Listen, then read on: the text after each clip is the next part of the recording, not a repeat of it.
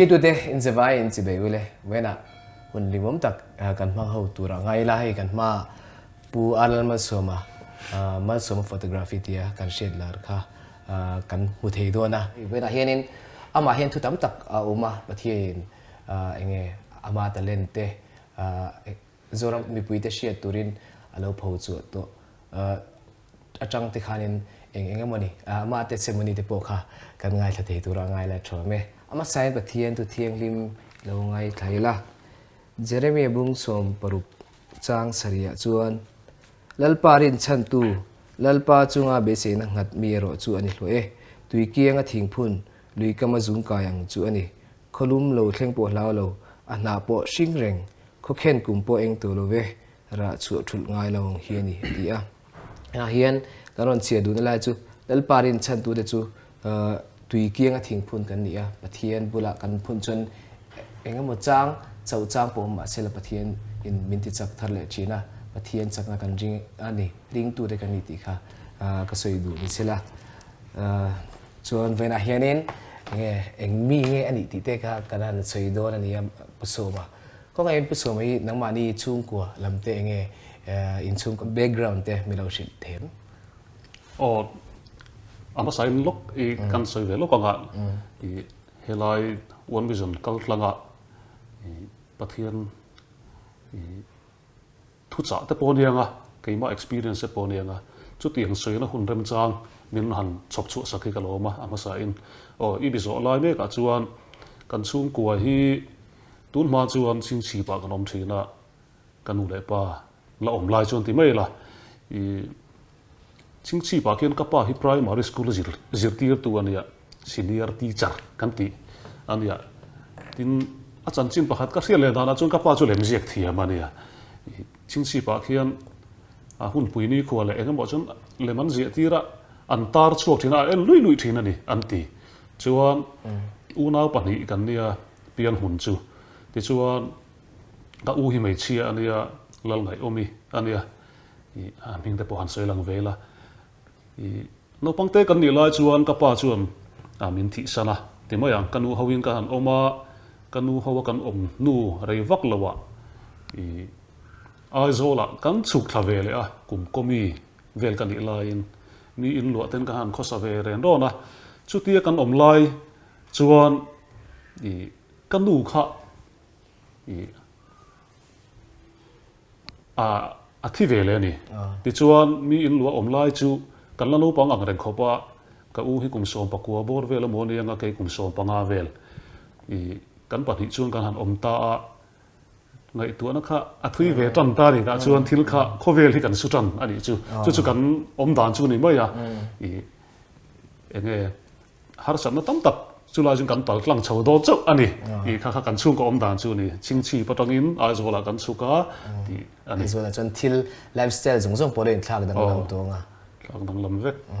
chi tiang chung tlang no pangkha kan ni thina ma chuan a zo no pangkha kan ni rei vak lo a zo ka han chu thi na bogin min han nang le ti chuan ka u nen chuan kan om du na khatla apizo siam in so kan lo thina chu la ya chuan mo Siti hun lai chon en tinge nang maril ruwa bedon na te ve chinem nge khovel thil taka te kan lo panga bedon na le bedon lo la lam kha om vak lo ma ro chu nu le pan lo kha hreum em mai ni kan thria thiam dan tur chuan nu le pa te thi turin kan ring lo re ani ka pa chu ka hreman vak lo wa no pang te kan ya chu kum nga kum ruk vel kan I lai na thi ka hre vak lo ani chan chin soi tu po ka hre tam lo wa ma ro chu kan nu hawa kan om lai khan anuam kan ti em thawani ta chuan kan nu hawa kan om khan kan nu kha thi tura ka da ngai chung lo andam lo lai po in thi tura ka da chung lo ma se a om lo chu a ruak fek engkim mai hi ruak ta ni ta chuan ma ro chu pathian hi a tha ema no pangte ni ma ela ka u hi tong trai mi ani a fel ema ka chung te mun sang sang mi te po kha en ron khom min ko khoma kan om hawa kan om pui mai do na mi an ti thom te po hi kala ria ni ta chuan ma se ka u chuan min thil danin pathian omalom mama atia pathian omalom atia chu mi rin san chun voi ni thleng hian pathian a oma lom ti hi ari tlat thin ka benga hi ni tin chun ari kherlo ma ro chu ka ria chu changa piang ka u thu sei pathian a om lom ti hi pathian a him rin na ka ani sila jeng karil ruwa tu na lom chong po hoi san lo tu chon amaring tu de chu hoi san ngai lo chanin nge chong pakhat po nge amat pathian thu lowin le atlangai lo che khanin ini po ni kan nu le pa te pon min lo om lo san pon mai the chanin min chom tu chu pathian bo kani nu le pa te hen nge mi so chanin machine shim chanin nu le pa te nam chen ting kan mang ti te kan ngai tu chang om chen ma ra chu pathian hianin nge khalai mo na khanin min chom tu zo ke lo ni zia hi aron london te nei ka she chu na ma te simoni po chon ngai nam khop me chanin wena hian hei kan che dangin talent sang dei achangin nge zai lama te an kala achangin sport lama te nek lama te kan kal vele zo chin boga soi turang ado ni ka she chanin achangin magic so thleng khan kha thei nin ka shi alo matin ama izon na ber photography po hi nge soi tur anga na chin ka kain kom ma kan soi phechon lek habu cha tak nge ang chen vel hi chu he photography chungchang hen soi tur kan e ti chu da chonin pathian talent sang a pe hei asam sei chan de point na kan len zot turangai na chana talent sang zai la mate an kala sport la mate an kala nge mi ai chunga om chang po eng vai nge tun huna hen pathian a shet tlat na chan di de bo kha mai na soi du mai the chu ne chang hen ngai thai la tho me pathian thu oi ka in ti lawa pathian du lo zong tam taki ka ti fowa ka ki thina ni ma ro chu i pathian chuan kan su la ngai dam theya ni tin mai hian kan ti sual fowa kan ti pel pheng phunga i ke po chu tiang mi chu kan ya ka fel bik chuang lawa tu te mo soi dan taka mi ril ru chak ve tak on ve mai thei kani ma se kha tiang zong a khan i ka tlei rol nun i kan soi lo panga chu ka u nen khan kan om du na ka u chu tong trai mi ani i ti khan nu le pa om lovin kan han kho sa chho che kha mi te nga ya chun fara kan de ngot mai ni fara kan in tia i then tam tak chuan ama ro chu ke ma ni chuan fara hi voi khat ma hi ka in ti du ngai lo a hun lai i ka soi om je chu pathian khanu le pa tling lu tuk ani ko than kan bela han ti khan kan fel ti na ni lo kan in bul ma ya bi ki na oma i ka u nen hian ko than kan bel tata i chu chapo wang la ma soi kan ni lo wa i kan in mang ve sam ma ko thana thei pa to pin hun kan manga ta chuan pathian hian mi te mang hian na ron thok thina ni ta chuan i ka soi tui lu tu ti bo ka lau khalai ko ma ka entinan ka u hian mi tong trai sak fowa engkima i kata na lu em ani kan pan hi kan om lai phe chuan tharau mi ani ti mayang kan in biak mol lai te hian han kom do ni alo tong trai le mol ani lo ve le mama zairo atia zai mi kan ya ka zaya una pan hi si om si kha alo lam thin a fe om khop mai chu la chuan zai te kha fe om una pan hi chuwa pakhat zai pakhat lo lam kha chu ma se kha tiang kha kan ti reng bik chuang lawa alam chuan ka ti sak ven mai anga ya chu tiang hun mang thin chu kan nia ni china izo na po kha ka kal pheng phum ani chu ani chu chuan ni le elo zai chung chang vela khan khatian itet lai tang in zai chho khanin nge uin zai tu na ti che lai te khanin zai chho talent pathian pek to sa je kha chon pathian in nge anu zel hena choi mo chanin ka she kha melowa khan mizo vocal band ti de po kha ta de po kha ni ron zai ron pa lom khop me chon khala khanin nge khalai in zai lai khan enge mo ni pathian lama ithil ton khami vocal band kal tlang khanin thil ton te nem azai boka khan lut le la ka chang don thowa i ka lu dam lai khan ka zai thina ni ka zai thiam lo khop maya ka o hi liar chia ka zai lu zela voi kha chu ting tang le hi ka dil ve poisa kan le si lo wa bazar ang ka nge na ting tang bin le ro ka ti christmas thom no aya ka ti ka nge vak zai on street a hian ka kal puya ni ta chuan mo kan ti kha kan hoi kha kan du kha lo ni re to lo wa ni ban kha ka lo ka ya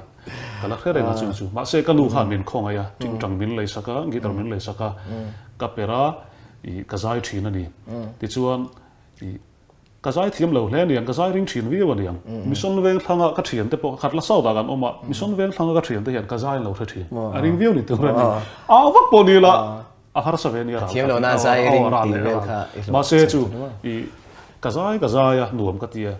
thì chuan Sinot High School kan han lut chawa ani lo chumi main KTP a kum som pali kan hian ka telani kan no pang khop moya ta chung kan upola dama kum som pali am chuan KTP a kan zai kha loman kalal ti siang na group in ti siang na han zai loman kha kalata ni pakhat na ni tain ka ri chuan khatang kha ka zai chawa Sinot High School kan kal chawa Sinot High School ka lulai khan solo competition hi om ve ji ani sino thas tu na hian la ti mai thaya ka thela ka lu chung khan chu pol kwa kan ni lai khan pakhat na kala chu pol kwa kan ni lai kan u kha thita chu ti u na wa om chho chu kan lia kan nuam thi zo chi khan june thla thia august thla mizoram pum huap zai in ti sia ka thia ta chu ama saber hial mai om tu na zai thiam pulau rem ruata amen silfai kan iti satu ho o thon mai mo ti te tin a hun lai zai thiam sai ji pui sai lo ti ho vel zai wang lai khan ani khami solo competition art and culture buat sai ne wana pa hola zai thiam ha kan kal nem khom mai solo inti si khani guitar ne kan ak fur mai na pa hola kan zai kan inti si ta chun lo man pakni na kala ve ni ta chun kanu khan ka zai kha akhe ve man si ma se ka lo man lak te kha ve man si lawa ni tu hit la sak thin khop moi khala vela chu mo ti zai chho zel chu gan ya tin kan don tlangwal kan ni chho ve chu ma ni ka u nen kan oma ko thana te kan hai mang ve ram apia lama upasimur than tlong rom bol na hian ka tel ta char ani ka te ro lai ti ma yang zai tu kan ya chulai chuan kan zina chang le ama rong bol na ka kala ti kan zai tu berata min mong thin chu ka zai chok dan chu ni chu da chen mizo an ting mizo kal ben te khani form chok dan ka ting mizo chang khana ron fel shit cheng ani an ting mizo vocal ben zai ho hi su in kom tho kan nia rem puya kan siam pa palian pui kha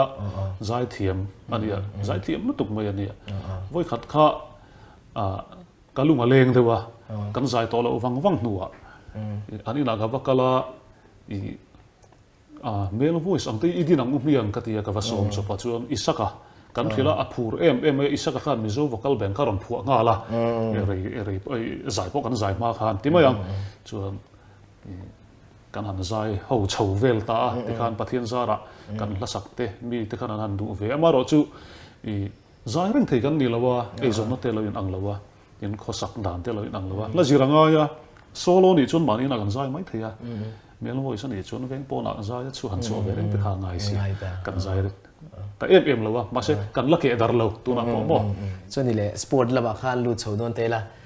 boxing khobela po kha de ron lu chho ni ka sia ai han LPS pro fight mi ai be chawa khalai khanin kan veng du la po hen soi tur khanga khom me wa so ma kha pumbal so ma kha ron lu ta ron zuang thawa boxing ring a khan duang to khan ron se bon ama ron warm up na satere nen khan atia chu enge soi tur khanga khom me kan veng du la po khan chu enge nang ma po khalai vela khan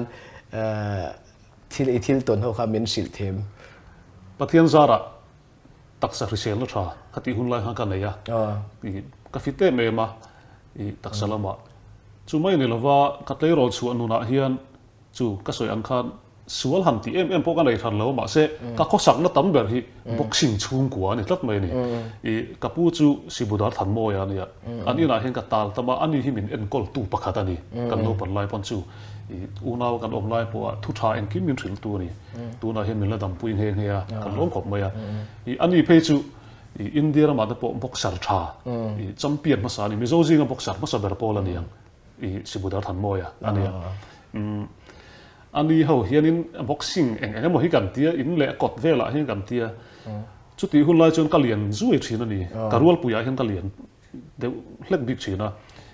kanin nek thina kota te po hian min de hian omngai lo ti mai ka nek to a chuan ti mai na china hian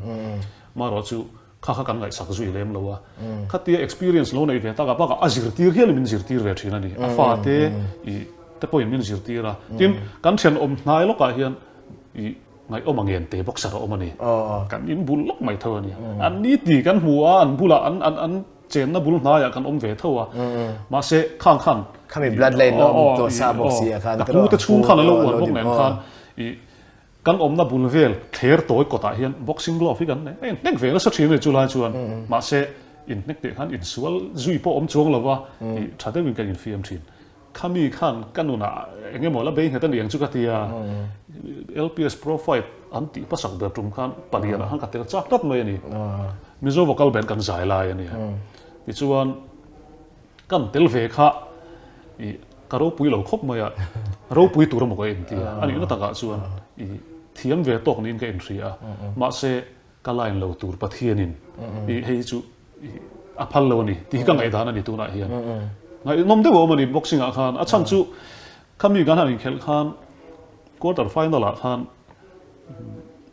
kan nek pui pa tur nen khan kan in kom ngai thawa thade gan khel don ni kan tia ma se kami zan tla ya khan khatla hian kan sian pa pakhat hian hei e ta na ti va him tui hi ni ron pe ve ta ta ni tla ya khan kan hi vel pa pa ge kon chuan I kasparing pui ber han tara khan drip ti mai ang hei dam lo nan khai thin ang hi dam sa reng si khan bin khai ti ra chuan tlai chaw pok ei le teu a zana ron nia I contact sport center kan pheya in chung ka lu chuan abing de mup mup to ni ke ma hian ka thi se da sang nge pok ka relo ka vir mi me ka im ka nusia dana hian chu kala soi chuang ngai lo me pui ji nga hi chuan tam tak chuan a hun lai khan min nu izata I vat ne ve chu ti ti a ka ne bolo ma dik chi an nu izata malo se boxi de ra bu so pa pe le kan lu ve ni chuan zai thiam ti ma yang a lar zong zong mi ron zui ti de tu han sa ela ba ta Joseph ti melody theng mi ron zui ni I tim media lama khan kalo om ve mana wang khan a hei te ma bu na te ti chang khan lo zui ve boka min toy om ve ba ro ka hot ba ro kha tin a fiam thula ba la ni se kan sian pa ma pu ya zafir ma pu ya te hau in eng kim bandaran lo siam an kan ri loi mai ring kalon khan ba se ka khemang to lo a vir mut to ga in nek kha ka ri ru lang to lo re chon kan han chana kan in to ka ka kun tlat to ka in let le pon kan ri za I ma ro chu ka ngai tu a thil pakhat om chu ka ngai tu na thil pakhat om chu pathian in remati lo ni hi ti kha ni san chu kan zai lai ni khami wang khan kan zai thil the ka thul pha bok ani mezo vocal band kan ti lai exercise lo lang ve nga ya tlong lu ya ku ta tlan thla kha nga ya kal ve ji ngai ta ni khami zan kha chu thil lu za thla ka ni ya soile le kan nu za thla ka angai nom bok a aizol than dar ka om lai ani ya aizol than dar ho lai min support thasia an soile dan ta ka school pui ko na ka rin nga khom quarter final ani chu ta chun school pui ko na ka rin nga khoma kanon tan thla contact sport center kan din hualan ti tian kan din hual an res deuh ham hama beng cheng khop ma se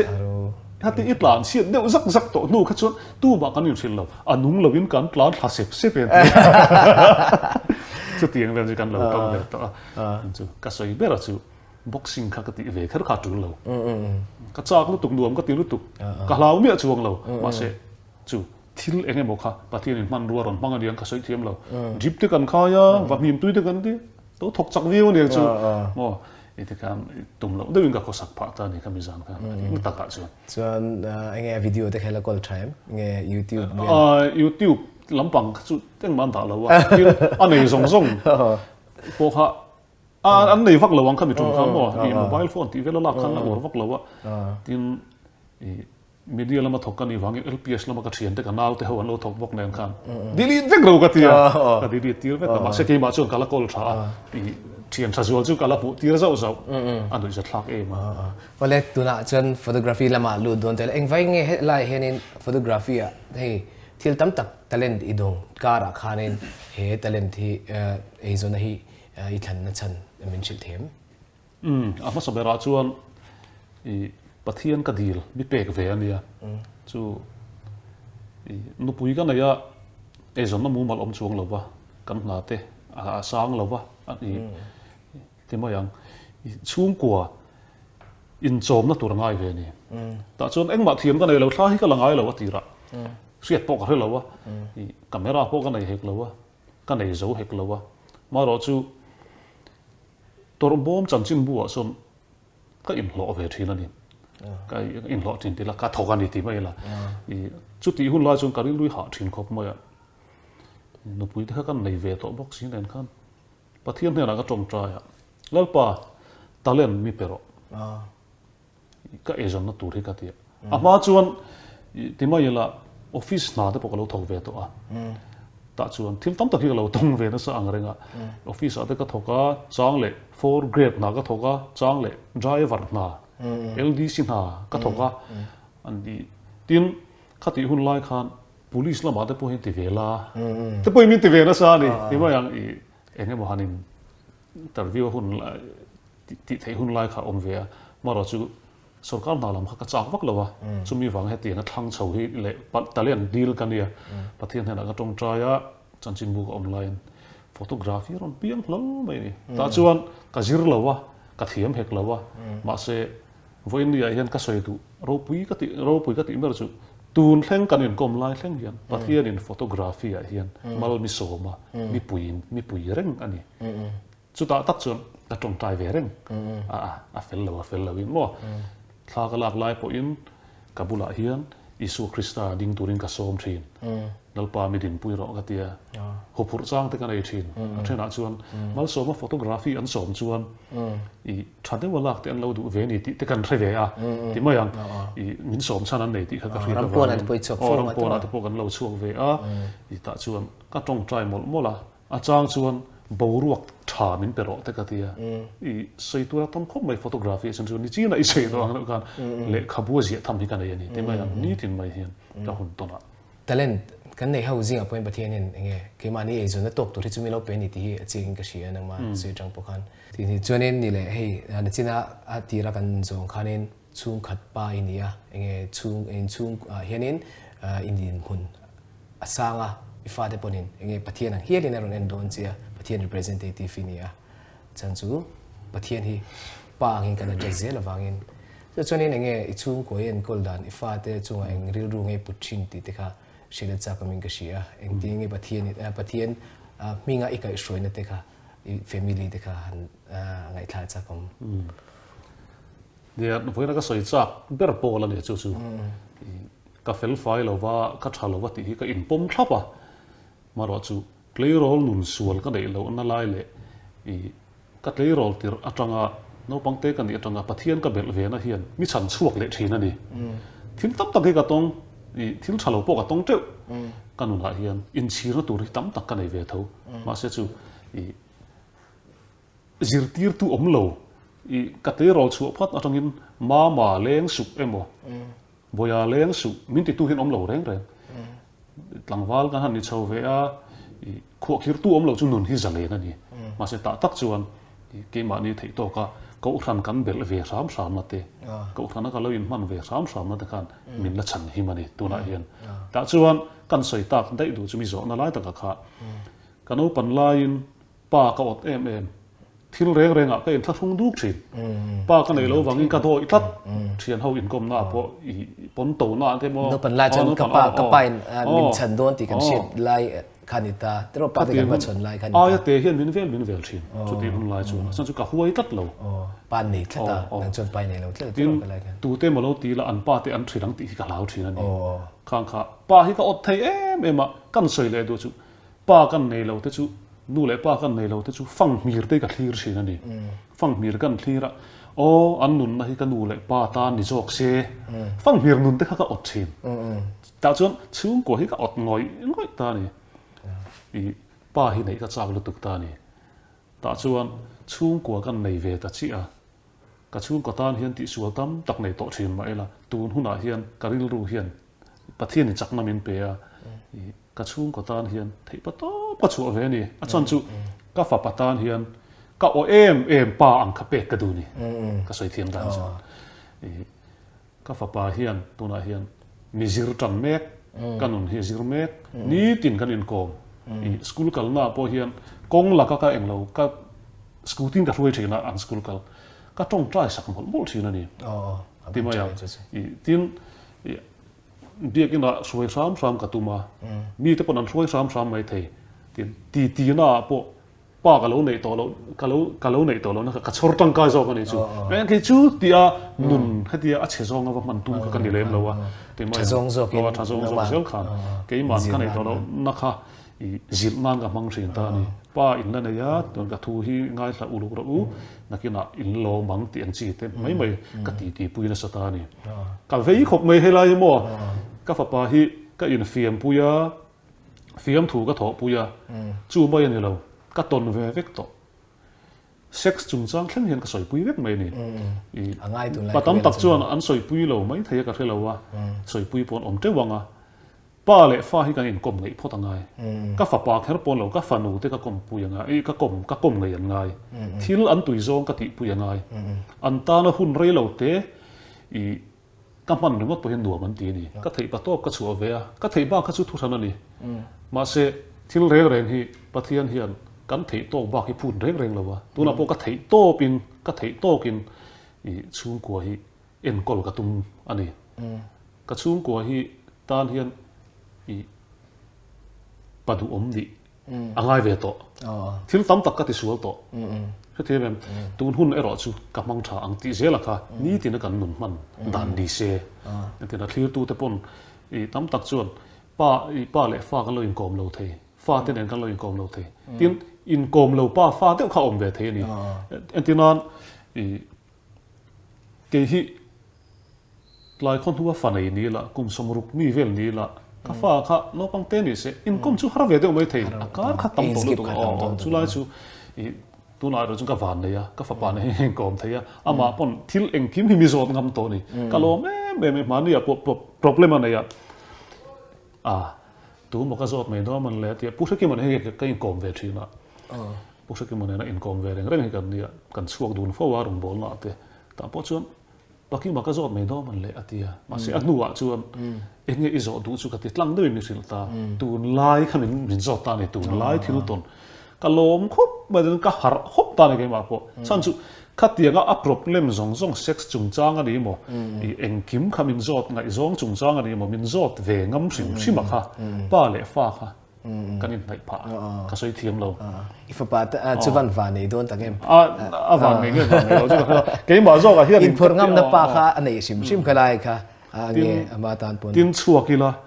I soi ve sam ka tum ta ni ka fanu po ni thowa chulai chu ka soi du na chana hi chu pa nei kha ka chang lu tu ka pa te khan ka ti khan min lo ti ve se chu nuam ka ti don lu tu ka chu wangi ka fa ten nuam an ti ka ri na wanga ti mai chu ka ni chu lai ka soi pe le du chu ya na dik chia thil hi an ni na I an ma ni antinan mi va kha thiam tur chuan an ni na kha va kha thiam pui ve kha ngai ta ral kha ta tanga thira I ngai dan lo siam ri ngot mai kha chu fu lo la chin om ve thin ta tinan dam doi ti thin ta chu eng wange an ti chana kha kan riat phon lo chuan deman ol khop mai mi hian lung ngai na te har sat na ten lo tok thin tam tak chu I ma ni han in soi le la nu le pa ka nei lo ma ma chu la ya chuan ka re thei mani ka piang van duai ani ti ila ka chheder ani mai chheder ta tak chuan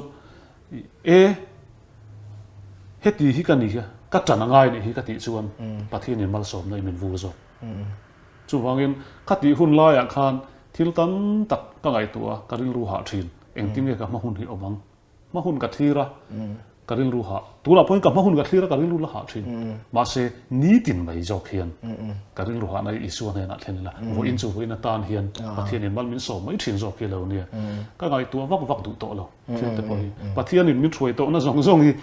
ka ngai tua ka lom mai ani ka lom chuan ka ril ru kha min muan min thlabuan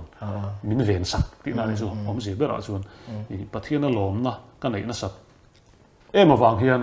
hạ nắm tới mình có ẩm thịt và mà sẽ chút tiền rồi chứ mình sinh cần lo mấy cần chắc na ni thì cái đó rồi mình sinh cần nia sẽ ẩm tọt trang te ngày tuổi na sẽ ẩm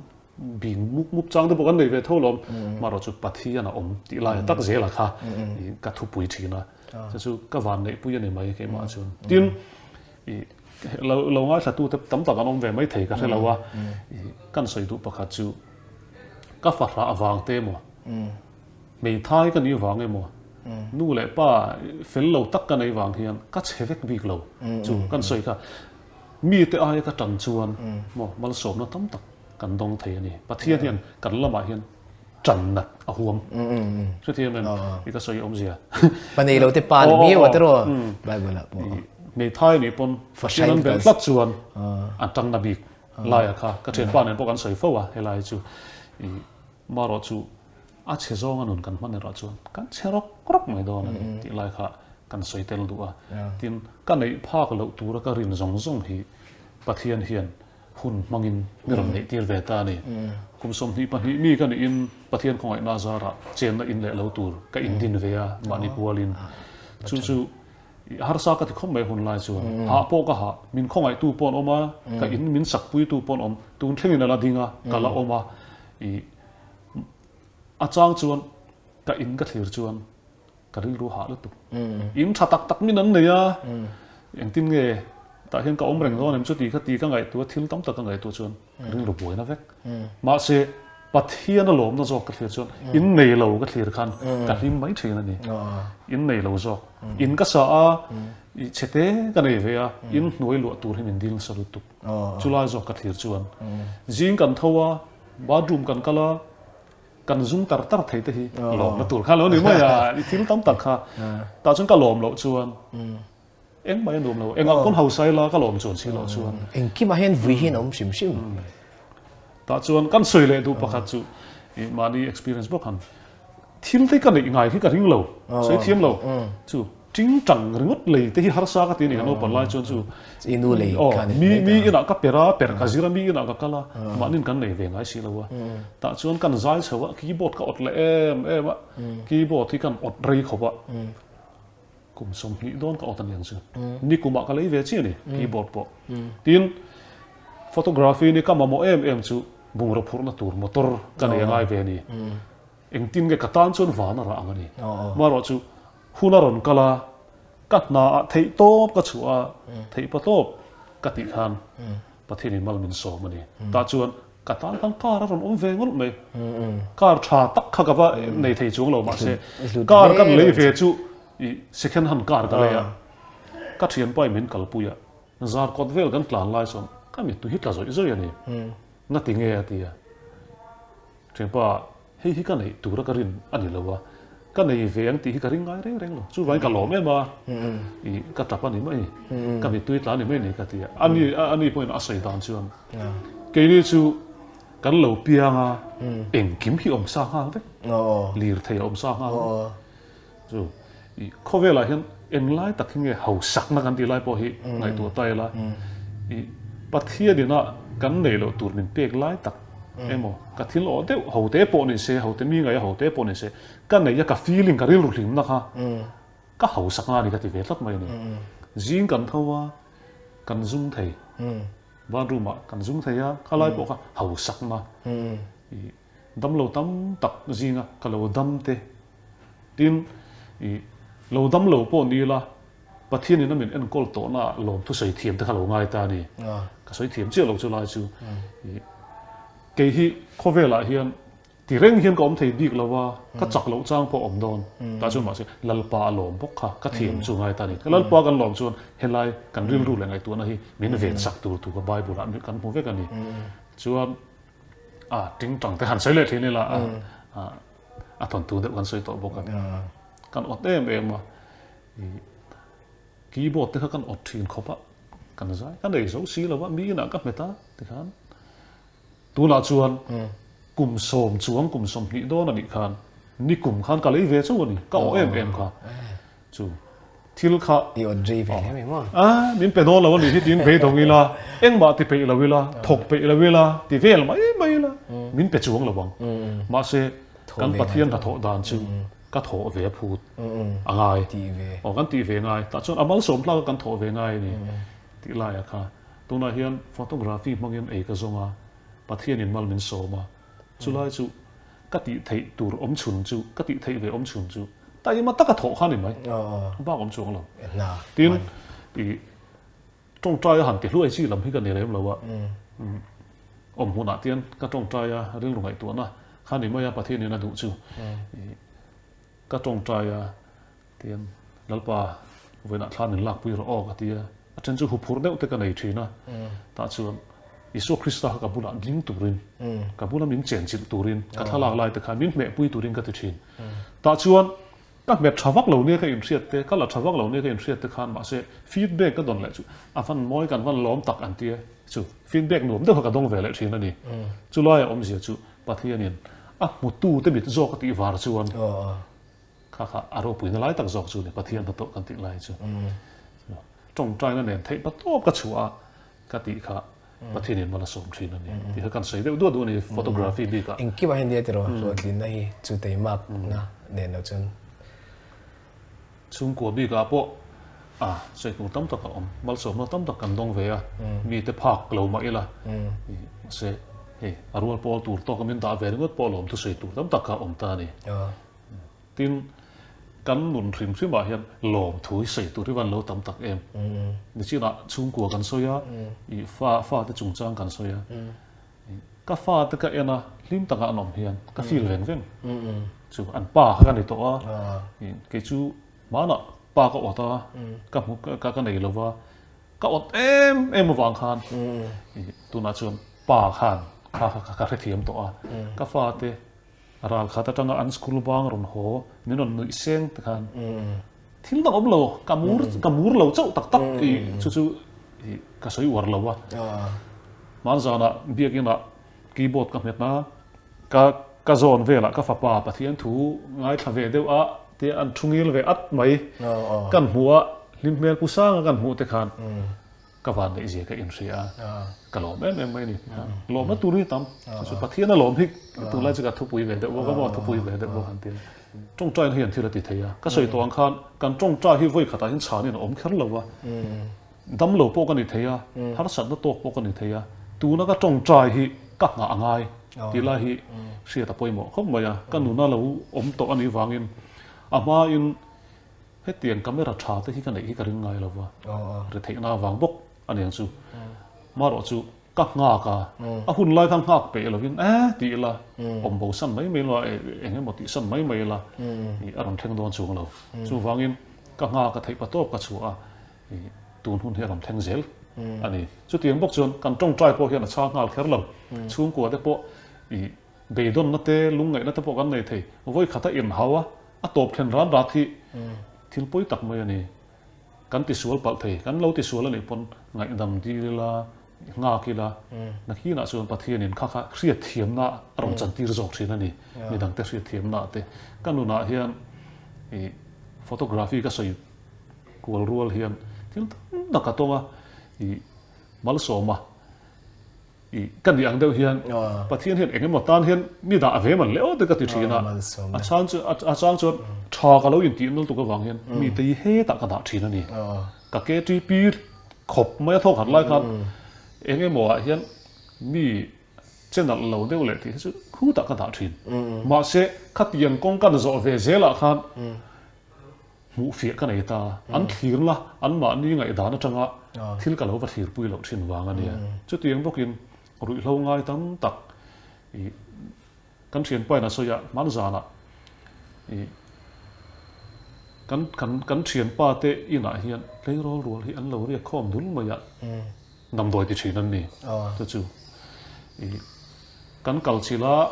kan hawa then khat me chu kan honga kan ho ti ra kan troi ho an ti ma se khang khan an in kha ho chak reng lo an ni kan ma ni in kha chulai tak chu ni china kan soi pa nu le pa poimo na chi a ho na tur khan ai hong a hin hon lo chuan nu le pa in ka vodon che a ro ti chuan tu nge ho nga mang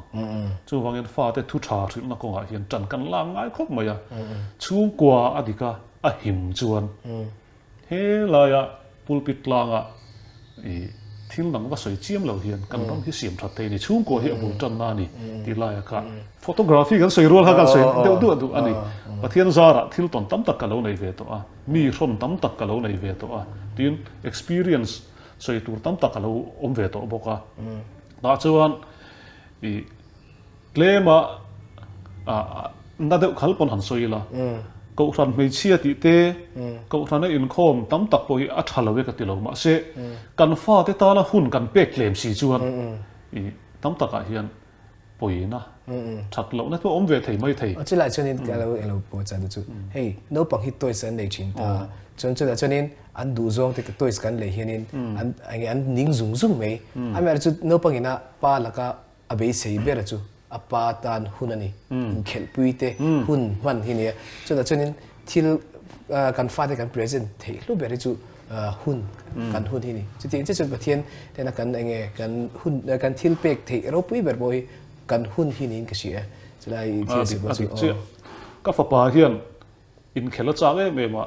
football te ka tui em ani tha kan la zo hi chu ka chaw nak thina in ka thlen hian ma se pa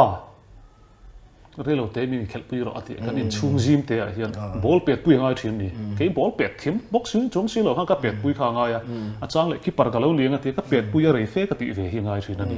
ka ti pui lo chana lung nur lat ma se ka ngai tu chian khan ni le mi dang tan ka chua ka fa tang khan ti kha ka nei lat lo ni chu relo te kan ti pui khan a lim em ringot mai ni chu tiang bokin ka fanu te pon ani thowa pa in barbie yang te min ti tu na hian kan fanu phei chu la no panga tin i teacher kan yenga ka zir lai lo ni ro tia an zan po kan ui na salu tu ka a chang le pa ber sam min phiar saka du man ti that ka do ve le ngai kan ning lu tu i kha tianga han ti kha ma se kan ning lu tu ka an bula khan sai kher po ngai lo wa ka ti ve an du man ti zong ani chuan ka lo do ve mai ka ngai ta ni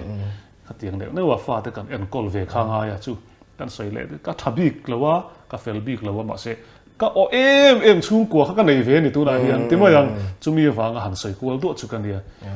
chen kha chuan chung kwa kha ting ti ve thei kher lo po kan om thei kha a thala ve ka ti po ni chung lo wa ma se kan thei ani chuan kan fa ta hi i kom lim sam mi la ka zia ani lo fa te en ko la fa te va kom lim thiam ni kan ni lo ti te po hi ani ve tho mai thei a ke po fa te va kom don chi mi la ka thiam bik chung lo ni ma se ka ti lui ve kha nga ya ka in pha niam ve ngai ta ni mi sing hi ka in pha niam lo chuan atik thei lo rin ru ya chapo lat zela chu la ya chuan ma ni kan in pha niam anga i thei in kan enge an zai ngai ten va om ve ila fa te chung ko ka en kom ngai thei ani ti la ma ni kan thian pa khatin ka pa hian eng kim min ti sak chu ka ria zirna tha min pe tuna po pathian zara kan hlo tling ma se thu tha min ril emo min chua pui emo min kom lim hi pakhat ma se tur ka relawati chu a soi thui khom mai chu chuan thil mi zo mi pa i fa kan nei hian chu tiang chu ni tlat zel mai ani fa te kan kom lim lo khop mai a har san na tok se nu an ti nu an ko tat chu mi pi lama chuan mi pa chuan i nupui kan nei a fanei ka han cha kha mi pa nei kan cha mo fa pa nei hi kan cha thlat mai ni ani tlang pui ta chuan kan han nei ta ve ka kum thum vel chu sunday school a te mo i biak in khom nan kan pom pe viu ma se kum sari atlat than ve thei nu ai chon kan chai pi to lo chu wangin khelai po injir na tur tam tak khalai tak kha poi mo ni sia thil tam tak azirna ngaya anei na tur chuan pa khan kan nor puya ngaya ni tina kan thil ti puya kha abai ha don ani ka in khom pui fo chuan i abai ha don tlat kha cái đó footprint te po khalo langa ei pa ken di excel fa te hin an rap page da cho nên anh nghe income ro fa ti ringot kha ani lo pa ina income si lo cho nên enton tur model am lo fa khan tro tu na po hian i ni lai zan te in ni zan te hi kan man chuan income thra mang ka ti thina i ka ruai lui ni achang chona pe lo khop mai ka fa pa hian thina ma se ka ruai lui ya i tlang ta ka soi chuan a rei tak nu hi chuan ka tel lo po hian alo income chi to achang chun thala ten ka hot la ya khong e boya hi ka tia a income an tia chu ngaya khana lo nei ka fa pa ka vele ka tin na lam ni lovin thil kha ngaya kan nei imo thil tha hi nia thil thalo poi ngaya nei thia chu chon ra chede chu the thil tha poi thil tha poi ngaya kan nei hian chu chon ra tha ron chu zok china chu thil tha ti chan hi lo tha hey income kim ut ten ti chen khana chuan dem mai the amer chu income na khan thil sul ma ti lo thil tha le lo aba zira bang khan khanin ra tharon chu mai china chuan in enge nun kong di ka appointment roi ning ka sia an ter lain lalpa chu nin nu le pa te thu no pang te u lalpa chu nin thu in nu le pa te thu zom ro kan din tira a kan in soi chok tira ma se adot le lam kha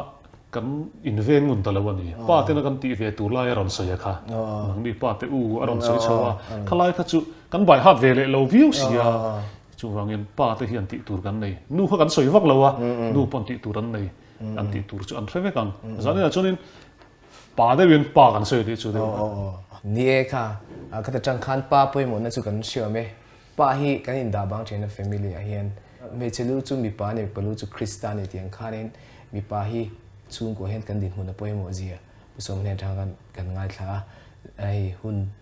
hun lu tak min pe ka ban busom chunga po lom thu kan soi ni sela me hian hei kan program te kan lamang chho zelanga hun limom tak kan lamang chho zel tu ra ngai la thli tu te in zabai chunga lom thu kan soi ni